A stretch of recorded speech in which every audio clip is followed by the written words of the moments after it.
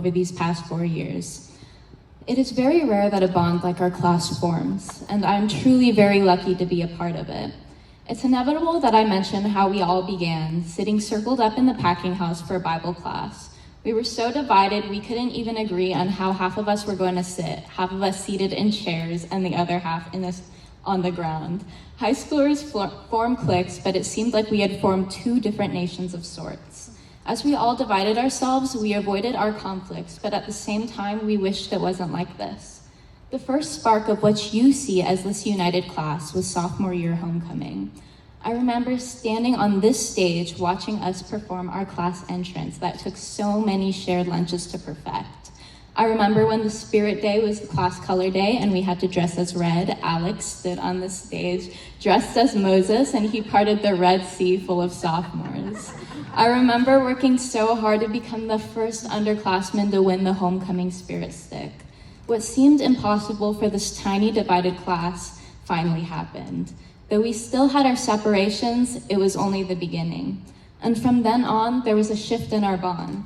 We were sharing small moments with each other, like our unit projects or spending time in the STEAM backyard back when it was a grass field and not the backyard we know today. Things were looking very bright for this class. But of course, COVID came around. And with isolation, a weakness could have been sprouted. What would happen to our slowly growing relationship with this unexpected challenge? Would it stunt our growth? But we did what we always do when presented with a challenge. We challenge it back. I'll always look back at our dance parties on our Zoom calls. It could have been a time spent in solitude, but we didn't let that happen. And in that time we spent alone, I do believe it grew us closer together. The longing to reunite as a class helped further our bond. And when we finally came together junior year, we cherished those moments of finally being together. The first thing we did on our first day here was play Just Dance on the TVs. We convinced Senora to let us make an iMovie with the entire class created by us, something that seemed like a difficult task. 20 of us all working on the same iMovie sounded daunting, but we all knew we were capable of it. Something about filming that final music video together, us all running around the school together to film it, that energy we have will never be paralleled and I'll miss it so much. That spark that we have never died throughout these years. Sure, we get burnt out, but that never let our capabilities of a family diminish. We were always warned that when senior year comes around, all of the classes always grow apart. But every time we heard that, we knew that could truly never happen to us.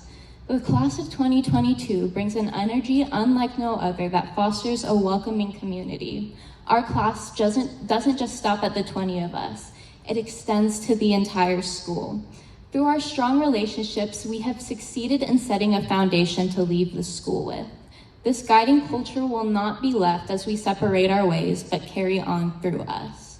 I would like to thank my family, especially my aunt and uncle, for supporting me and my education at Crossroads.